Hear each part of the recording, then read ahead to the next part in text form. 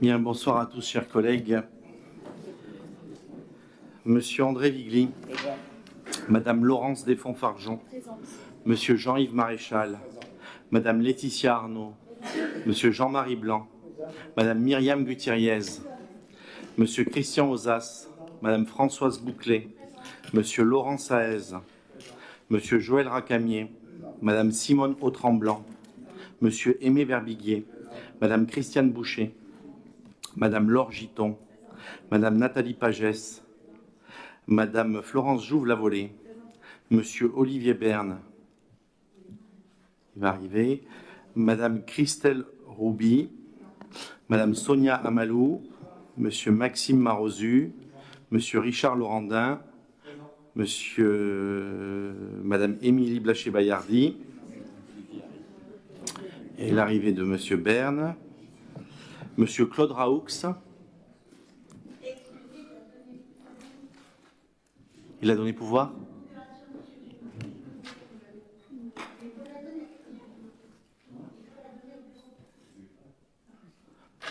On n'a rien reçu. Si on n'a pas de document avant le début de la séance, il n'y a pas de pouvoir enregistré. Monsieur François Morand, s'il vous plaît.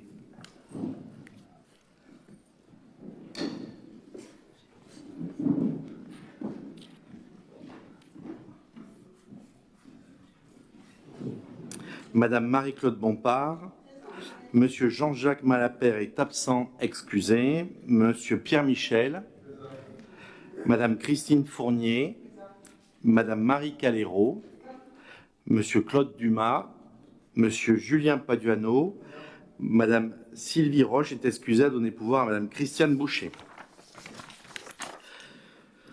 Rapport numéro 1, conformément au Code général des collectivités, il convient de désigner notre secrétaire de séance. Il est proposé Monsieur Richard Laurendin, qui s'abstient.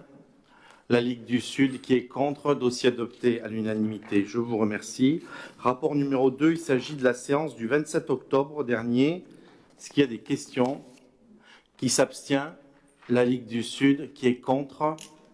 Dossier adopté à l'unanimité. Je vous remercie. Rapport numéro 3, il s'agit de la modification du tableau théorique des effectifs avec des créations. Il s'avère que nous avons toute une promotion interne d'agents qui donc évoluent dans leur grade et qu'il nous faut donc créer des postes. Ainsi, un poste d'attaché sur une promotion interne en filière administrative, 2 rédacteurs principaux deuxième classe sur des avancements de grade de catégorie B. Dans la filière technique, un dessinateur technique cadre d'emploi, des techniciens postes ouverts à contractuels catégorie B, un technicien principal première classe sur l'avancement de grade, 4 agents de maîtrise catégorie C en filière technique sur des promotions internes. Sur la filière animation, un animateur principal première classe sur avancement de grade, 2 brigadiers chefs principaux catégorie C dans la filière de la police municipale pour avancement de grade. En plus des créations de postes non permanents sur un poste d'adjoint administratif, un poste d'adjoint d'animation, sur un recrutement contractuel, sur un renfort du guichet unique. Est-ce qu'il y a des questions? Qui s'abstient? La Ligue du Sud, qui est contre. Dossier adopté à l'unanimité. Je vous remercie. Le rapport numéro 4, il s'agit du recours à des vacataires pour le recensement de la population qui s'effectuera du lundi 5 janvier 2026 au vendredi 27 février 2026, inclus sur la rémunération de chaque vacation sur la base d'un forfait journalier de 60 € brut. Il convient donc d'adopter, de m'autoriser à recruter 3 vacataires, d'inscrire au budget les crédits correspondants et de m'autoriser à signer tout document nécessaire au suivi de ce rapport. Est-ce qu'il y a des questions? Qui s'abstient? Qui est contre? À l'unanimité.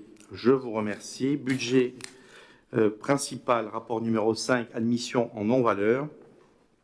Il convient dans ce rapport d'admettre en non-valeur les titres de recettes du budget principal pour un montant de 11 506 € et 20 centimes détaillés comme suit. 2023, 5 352,96 €.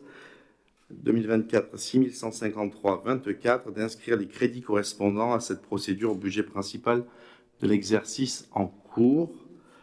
sachant que donc, le Trésor public, comptable public a justifié des diligences réglementaires pour recouvrer certaines créances de la ville auprès des débiteurs et que ces derniers sont soit insolvables, soit ont disparu, soit n'ont pas d'adresse connue ou que le montant des restes à recouvrer est inférieur au seuil de poursuite. Est-ce qu'il y a des questions? Qui s'abstient? La Ligue du Sud. Qui est contre? Je vous remercie. Rapport numéro 6, il s'agit de créances éteintes.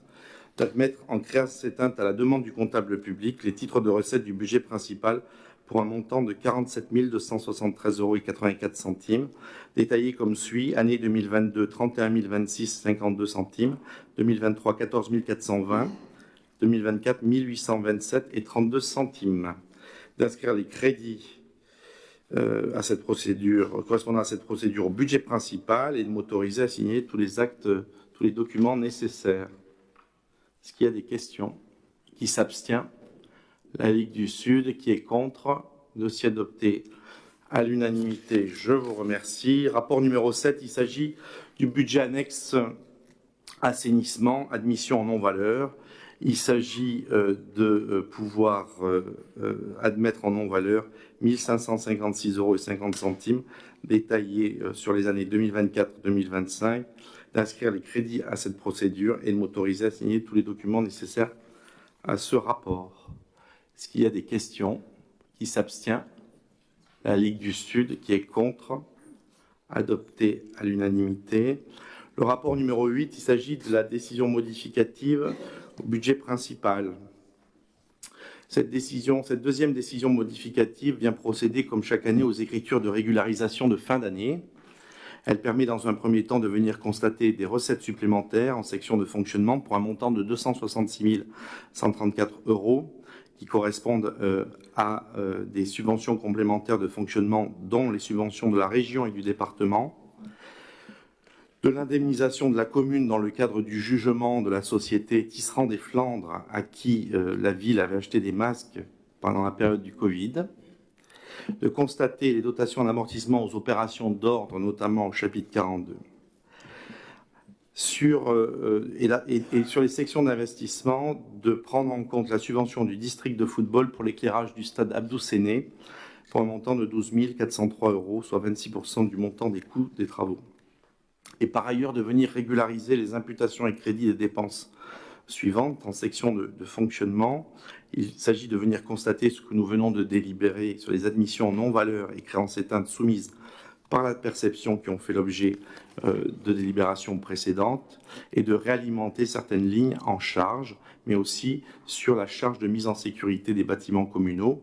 En section d'investissement, on voit ainsi une augmentation de la ligne relative aux équipements de vidéosurveillance et donc avec pour projet l'augmentation de la capacité des bandes passantes et de nouveaux équipements, ce qui porte l'investissement en matière de sécurité à plus de 215 000 €. Voilà sur cette décision modificative de fin d'année pour partie administrative et pour d'autres de régularisation. Est-ce qu'il y a des questions? Qui s'abstient? La Ligue du Sud. Qui est contre? Adopté à l'unanimité. Je vous remercie. Le rapport numéro 9, il s'agit d'une décision modificative sur le budget annexe de l'assainissement.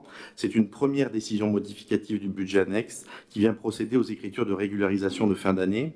On constate les admissions en non-valeur que nous venons de délibérer et on constate la subvention d'équipement d'un montant de 158 400 € perçue au titre des travaux réalisés rue Marcel Achard sur la partie assainissement, et d'intégrer des imputations sur le schéma directeur, puisque désormais la nature des dépenses relatives à la réalisation du schéma directeur était imputée au 21 et passe au 20, au chapitre 20, et donc il y a cette modification.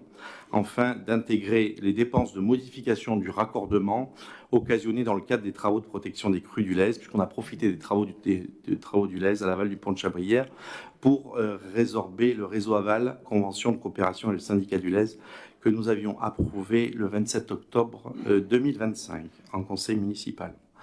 Voilà sur cette décision modificative d'assainissement. Est-ce qu'il y a des questions? Qui s'abstient? La Ligue du Sud. Qui est contre? Adopté à l'unanimité. Le rapport numéro 10, il s'agit de l'attribution de subventions au CCAS avant le vote du budget primitif. Et donc, il est proposé d'entériner le versement d'une somme de 100 000 € au budget du CCAS par le budget principal sur l'exercice 2026 avant le vote des budgets primitifs. Est-ce qu'il y a des questions? Qui s'abstient? Qui est contre? À l'unanimité, je vous remercie. Le rapport numéro 11, il s'agit du budget annexe de la résidence d'Audet, clôture et intégration dans le budget principal de la ville. Dans la continuité des étapes administratives nécessaires à la réhabilitation du quartier d'Audet, et plus particulièrement des logements de la résidence du foyer logement d'Audet, la gestion des logements ayant été attribuée à Grand Delta Habitat, la commune a souhaité conserver la gestion des services et animations à l'attention des résidents.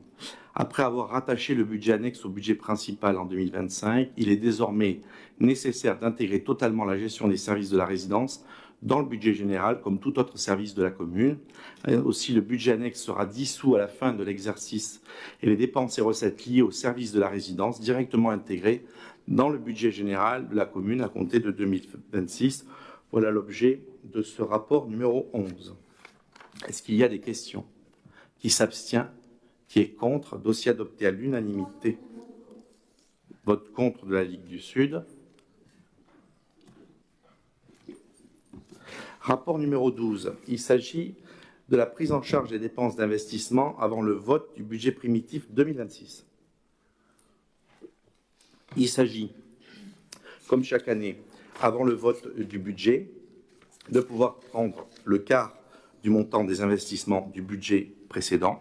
Et donc, il vous est proposé d'ouvrir 25% des crédits en investissement qui était à l'image de 2025 pour le budget primitif 2026. Et donc, c'est un montant de 1 562 500 € pour le budget principal.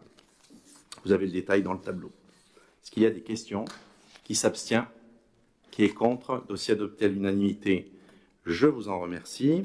Le rapport numéro 13, il s'agit cette fois de la prise en charge des dépenses d'investissement avant le vote du budget sur l'assainissement. Et donc, cette fois, 25% sur les crédits ouverts en investissement. Il vous est proposé de délibérer pour 255 000 € pour le budget annexe du service de l'assainissement. Est-ce qu'il y a des questions? Qui s'abstient?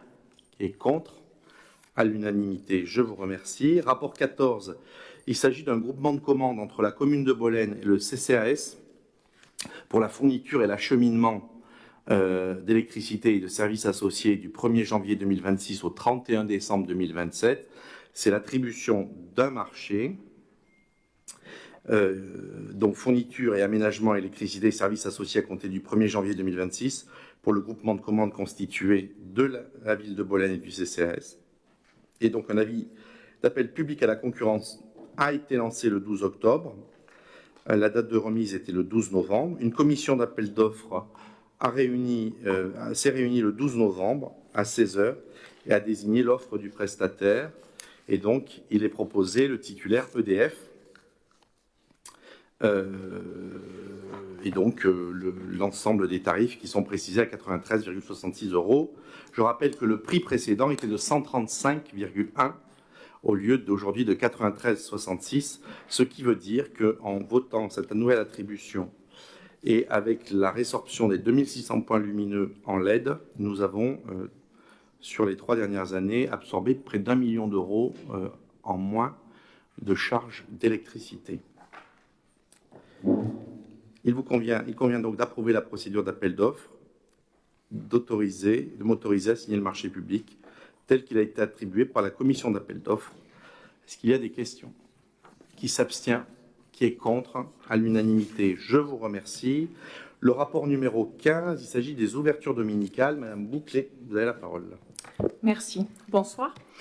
Vu la loi numéro 2015-990 du 6 août 2015 pour la croissance, l'activité et l'égalité des chances économiques, dite loi Macron, vu les propositions parvenues à ce jour de la part de commerces de détail, considérant que la loi Macron introduit des mesures visant à améliorer au profit des salariés et des commerçants les dérogations exceptionnelles à l'interdiction du travail le dimanche et en soirée, considérant que les dérogations exceptionnelles à l'interdiction du travail le dimanche ont pour objectif de faciliter l'ouverture des établissements de commerce de détail jusqu'à 12 dimanches par an, considérant que l'ouverture dominicale peut être autorisée par type de commerce de détail et pour des dimanches distants, Considérant qu'il appartient au maire d'autoriser l'ouverture de ces commerces le dimanche et après examen des demandes des commerçants, il est proposé d'autoriser par type de commerce l'ouverture des dimanches suivants pour l'année 2026. Pour toutes les branches d'activité, excepté le secteur automobile, le 8 novembre, le 6 décembre, le 13 décembre, le 20 décembre et le 27 décembre. Pour le secteur automobile, le 18 janvier, le 15 mars, le 14 juin, le 13 septembre et le 11 octobre.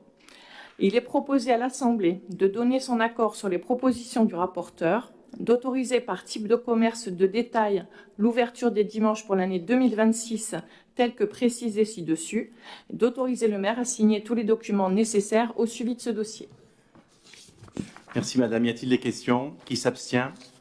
Qui est contre? Adopté à l'unanimité. Le rapport numéro 16, il s'agit du Pass Culture, la convention de partenariat entre la ville et la SAS Pass Culture. Madame Bouclé. Depuis plusieurs années, la commune de Bolène s'est inscrite dans une dynamique de valorisation du territoire par la mise en place de nombreuses actions, dont une offre culturelle diversifiée. Afin de poursuivre en ce sens et de soutenir l'accès pour les jeunes à l'offre culturelle de la commune, il est proposé de conclure un partenariat avec la SAS Pass Culture. Le Pass Culture est un dispositif d'intérêt général initié par le ministère de la Culture qui en a confié la gestion à la SAS Pass Culture. Il s'adresse aux jeunes de 15 à 18 ans. Il est proposé à l'Assemblée d'adopter la convention de partenariat à passer avec la SAS Pass Culture, d'autoriser le maire à signer la convention à intervenir et tous les documents nécessaires au suivi de ce dossier. Merci Madame. Y a-t-il des questions? Qui s'abstient? Qui est contre? Dossier adopté à l'unanimité. Je vous remercie. Rapport numéro 17, il s'agit d'une convention cadre Ville de Bolène avec l'association des Demain. Madame Bouclé. Depuis plusieurs années, la ville de Bolène s'est inscrite dans une politique de diversification de l'offre culturelle sur son territoire afin de répondre aux besoins des citoyennes et citoyens bolénois.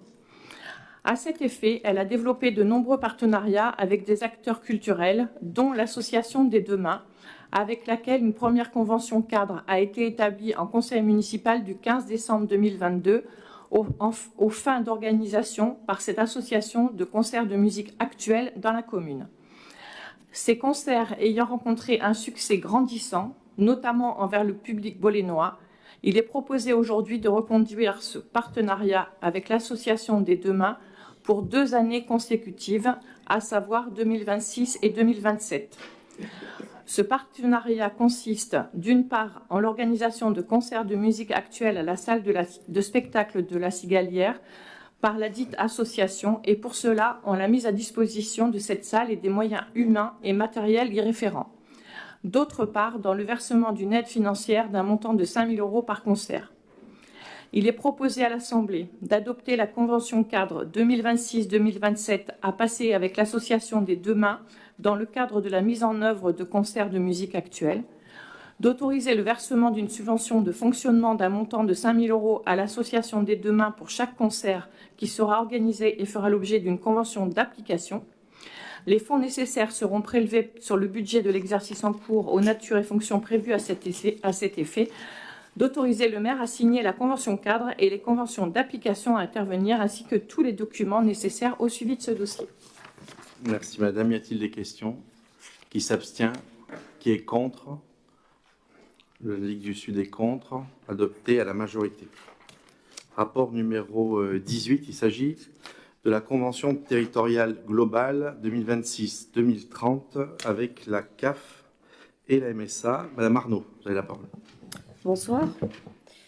La Convention territoriale globale dont le projet est annexé vise à définir avec la Caisse d'allocation familiale et la MSA de Vaucluse le projet stratégique global du territoire à l'égard des familles ainsi que de ses modalités de mise en œuvre.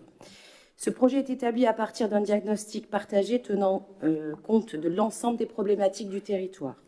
Cette convention a pour objet d'identifier, dans le cadre du diagnostic partagé, les besoins prioritaires et les besoins non satisfaits sur la communauté de communes Rhône-Lez-Provence et les communes qui la composent.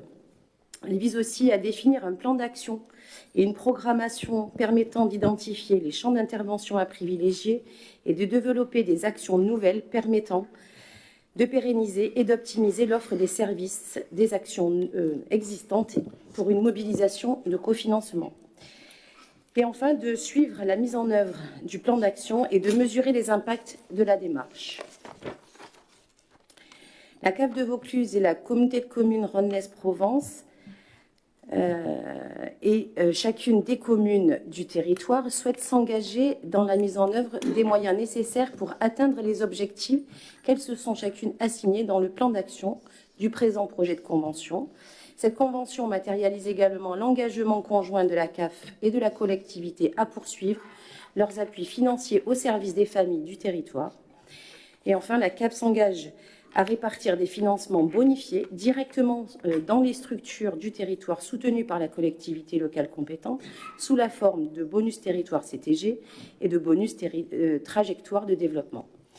Il est donc proposé à l'Assemblée d'adopter la convention territoriale globale à passer avec la CAF et la MSA de Vaucluse, les communes de la Motte-du-Rhône, La Palud, Mondragon, Mornas et la communauté de communes Rhône-Lez-Provence, et j'ai dû oublier La Palud peut-être, pour mener à bien les objectifs qu'elle définit. Un comité de pilotage et un comité technique devront être mis en place. Et enfin, la convention est conclue pour une durée de 5 ans, soit du 1er janvier 2026 au 31 décembre 2030 et pourra être conduite de façon expresse. Il est demandé également d'autoriser le maire ou son représentant à signer la convention, à intervenir et tous les documents nécessaires au suivi de ce dossier. Merci Madame. Y a-t-il des questions? Qui s'abstient? Qui est contre? À l'unanimité, je vous remercie. Dispositif de crèche à vocation d'insertion professionnelle, Madame Arnaud. Oui, alors les modes d'accueil du jeune enfant constituent un instrument efficace de conciliation entre la vie familiale et la vie professionnelle. Ils apparaissent aussi et de plus en plus comme un moyen de lutte contre les inégalités sociales en prenant en charge les enfants des familles les plus démunies. Les crèches, dites à vocation d'insertion professionnelle, ont pour mission de favoriser l'accès à l'emploi des parents ayant des jeunes enfants de moins de 3 ans ou de 5 ans révolus pour les enfants en situation de handicap en leur permettant d'obtenir une place de crèche ponctuelle et pérenne pour leur enfant, de bénéficier d'un accompagnement personnalisé à la recherche d'emploi par le conseil départemental, les services de Pôle emploi ou les autres acteurs de l'insertion, ainsi de favoriser leur insertion socio-professionnelle. Dans l'objectif partagé de la levée des freins périphériques de retour à l'emploi, la commune gestionnaire d'un établissement d'accueil de jeunes enfants a, dans le cadre d'un appel à projet nommé Crèche à vocation d'insertion professionnelle, initié et conçu un projet public par lequel elle s'engage à développer des solutions d'accueil et ainsi favoriser l'accès à l'emploi. Ce projet d'intérêt général ayant reçu un accueil favorable, il convient par le biais d'une convention de partenariat de fixer les modalités pratiques et financières par lesquelles le département de Vaucluse apporte aux porteurs de projets publics son soutien au projet pour l'année 2025. Ainsi, le département s'engage à verser 3 000 € à la notification de la convention. La convention est conclue au titre de l'année 2025 et prendra l'extinction dès la signature des obligations prévues par les présentes conventions. Il est proposé à l'Assemblée d'adopter la convention de partenariat relative au dispositif AVIP à passer avec le département de Vaucluse aux conditions énoncées et d'autoriser le maire à signer la convention à intervenir et tous les documents nécessaires au suivi de ce dossier. Merci Madame. Y a-t-il des questions? Qui s'abstient? Qui est contre? À l'unanimité, je vous remercie. Rapport suivant, il s'agit de la convention d'occupation temporaire de terrain pour la réalisation d'une aire terrestre éducative avec le collège Henri Boudon. Madame Arnaud.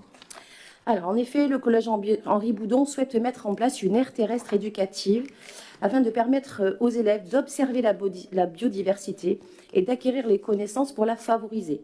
Ce projet, conduit sur 3 ans, bénéficie du soutien de l'Office français de la biodiversité qui a mandaté le naturoptère de Sérignan du Comtat en qualité d'intervenant au projet. La commune, informée par le collège de ce projet, souhaite apporter son soutien car il sensibilise notamment les nouvelles générations au respect de l'environnement et au maintien de la biodiversité. Afin de garantir à ce projet de se développer dans les meilleures conditions, la commune de Bolène avec les élèves et le collège Henri Boudon, ont recherché les terrains communaux les plus adaptés.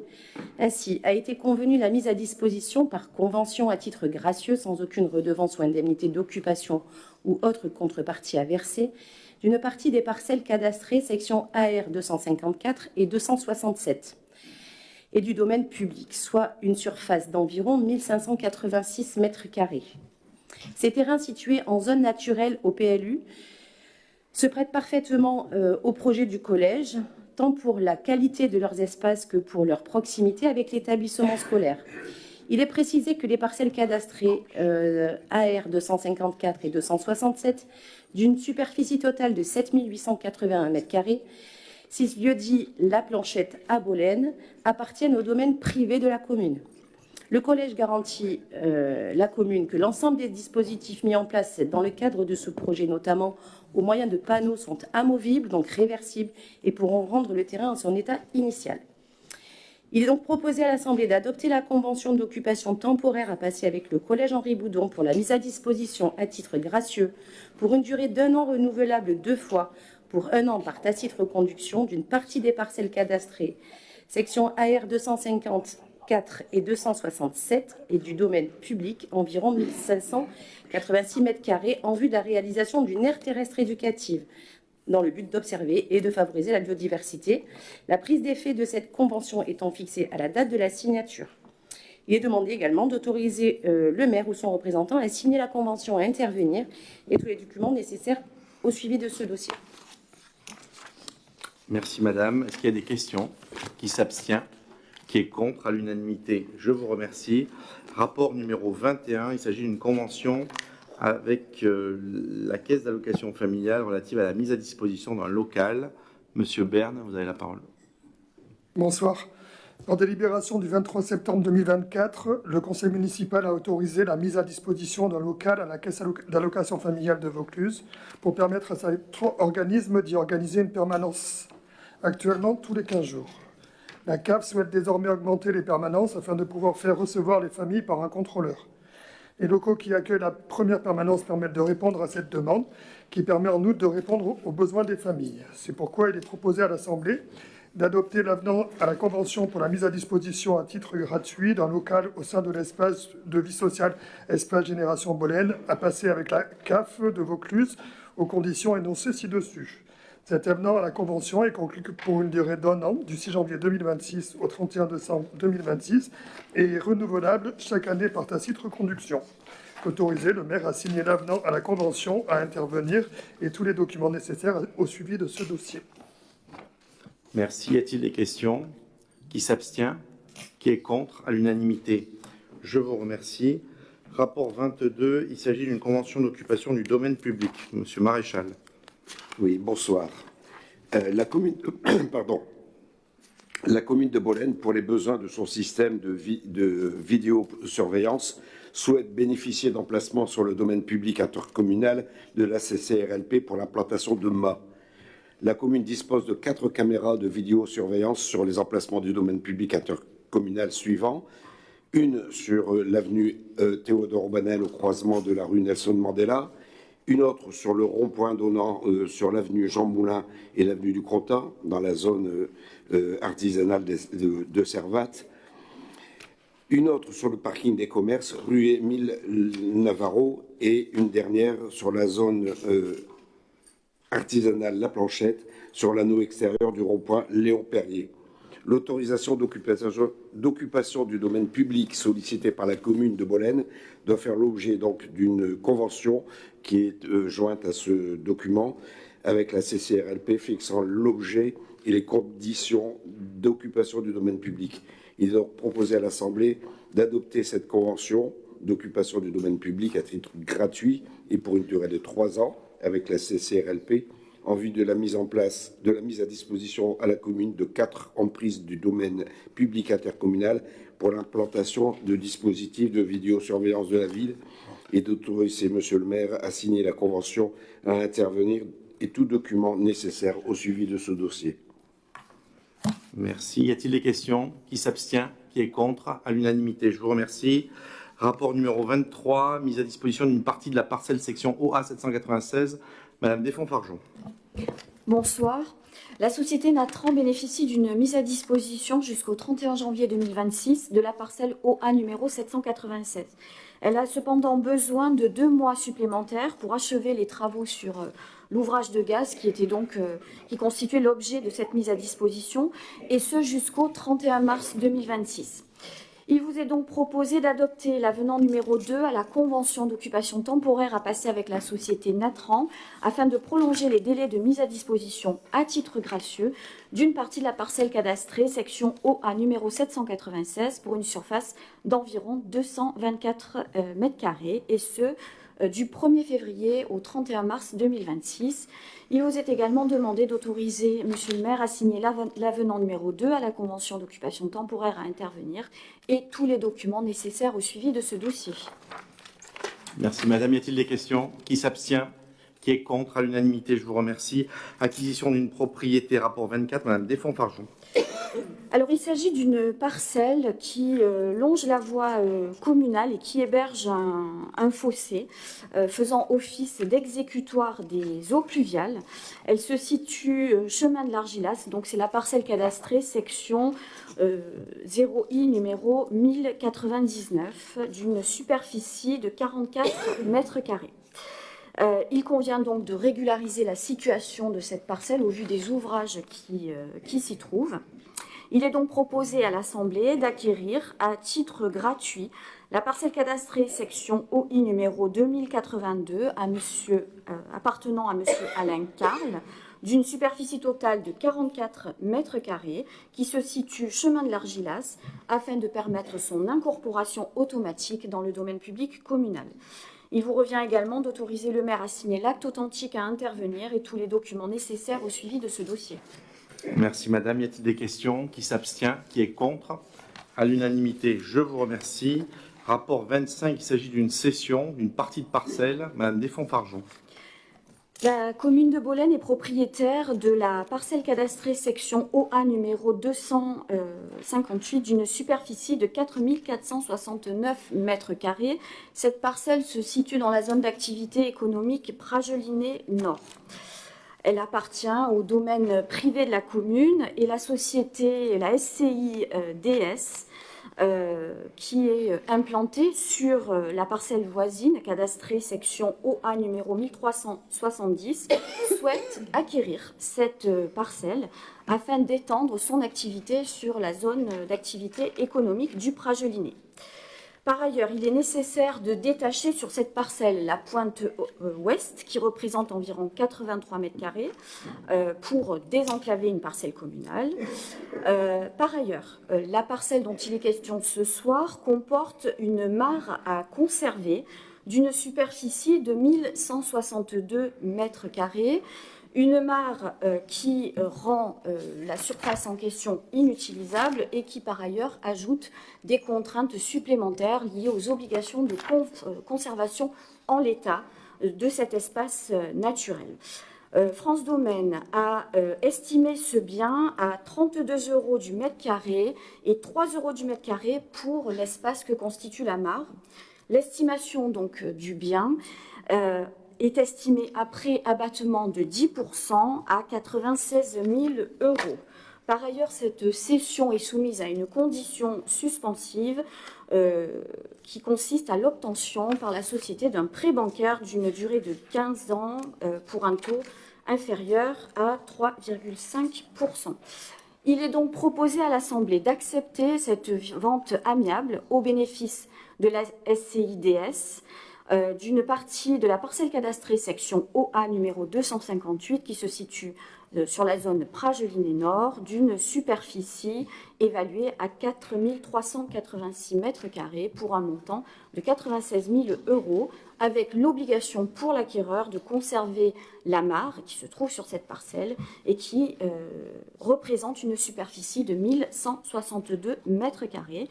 Il revient également à l'Assemblée d'autoriser le maire à signer le compromis de vente et l'acte authentique à intervenir, ainsi que tous les documents nécessaires au suivi de ce dossier. Merci Madame. Y a-t-il des questions? Qui s'abstient? Qui est contre? À l'unanimité, je vous remercie. Rapport 26, il s'agit de l'acceptation d'un don. Madame Desfonds-Fargeon. Donc la statue de la Vierge à l'enfant est l'œuvre du sculpteur bolénois Jean-Baptiste Mésangeau. Elle avait été installée en 1714 sur la façade de son habitation rue Plante-Grignan. Cette statue a ensuite été classée au titre des monuments historiques par un arrêté du 9 novembre 1976. Jean-Baptiste Mésangeau est également l'auteur de plusieurs réalisations remarquables à Bolène, dont le retable sculpté en bois doré de la chapelle des Ursulines. Le propriétaire de cette œuvre qui désire rester dans l'anonymat, a fait le souhait de faire don de la statue à la ville de Bolène dans le cadre d'un mécénat avec un certain nombre de conditions que je vous énumérerai rapidement, qu'elle soit liée à perpétuelle demeure à l'église Saint-Martin, rue de la Paix à Bolène, qu'elle soit présentée dans la première travée côté ouest sur un socle créé à cette fin, qu'elle soit sécurisée face au risque de vol par une entreprise agréée Monuments historiques, et enfin qu'elle soit replacée à la collégiale Saint-Martin si l'église Saint-Martin devait être fermée. La valeur estimée de cette œuvre est de 10 000 €. Son installation et la sécurisation de la statue dans l'église Saint-Martin seront exécutées en coordination avec la commune qui est propriétaire de l'église, et les frais seront entièrement à la charge du donateur. Il est donc proposé à l'Assemblée d'accepter ce don anonyme fait à la commune de la statue de la Vierge à l'enfant, sculptée par Jean-Baptiste Mésangeau et classée au titre des monuments historiques et représentant une valeur de 10 000 €. Il revient également à l'Assemblée d'autoriser Monsieur le maire à signer tous les documents nécessaires au suivi de ce dossier. Merci Madame. Y a-t-il des questions? Qui s'abstient? Qui est contre? Adopté à l'unanimité. Je vous remercie. Le conseil municipal est terminé. Je vous souhaite de passer un joyeux Noël, de très belles fêtes de fin d'année, et nous nous retrouverons le 19 janvier.